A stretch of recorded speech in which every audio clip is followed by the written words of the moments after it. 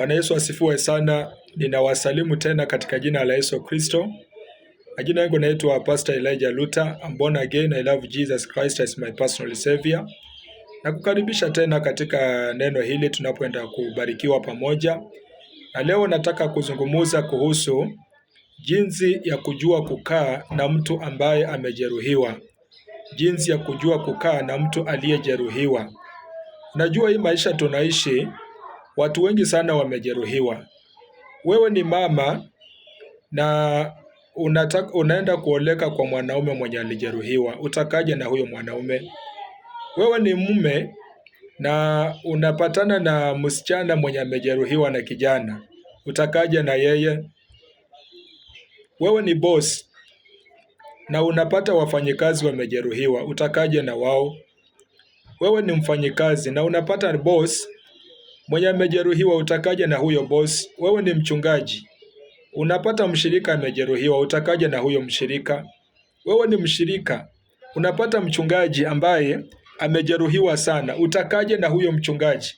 Jina la Bwana barikiwe sana.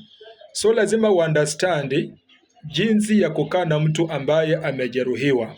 Biblia inasema katika Job chapter number 24, haleluya, Ayubu 24 mstari wa 12, ya kwamba roho iliyojeruhiwa inapiga makelele kila wakati. Na mtu akijeruhiwa utajua vile anakaa. Anybody mwenye amejeruhiwa, ukikane dakika kidogo tu, within 1 minute utajua huyu mtu amejeruhiwa kabisa. Roho iliyojeruhiwa inapiga makelele kila wakati. Haleluya. Maybe kuna mume wako anapenda kupiga makelele kila wakati, ama mke wako ukifuatilia sana, huyo mtu alijeruhiwa mahali. Ama mchungaji wako anapenda kupiga makelele kila wakati, huyo mchungaji kuna mahali alijeruhiwa, understand? Ama mshirika alijeruhiwa kula mahali, ama mwanabiashara kuna mahali alijeruhiwa. So lazima ujue jinsi ya kukaa na hao watu. Jina la Bwana barikiwe sana. So jambo la kwanza ambalo litakusaidia unapokaa na mtu aliyejeruhiwa, mtendee mema kwa wingi. Yaani mfanyie mambo mazuri sana kwa wingi kuliko mabaya. Tunaangalia hata habari ya kitabu kile cha Luka 10:30 mpaka 34. Tunaona yule mtu ambaye alikuwa ametoka Jerusalem akienda Jericho. Biblia inasema kwamba akiwa njiani alivamiwa na watu, wakamnyang'anya mali yake, wakampiga, wakamjeruhi. Jina la Bwana barikiwe sana.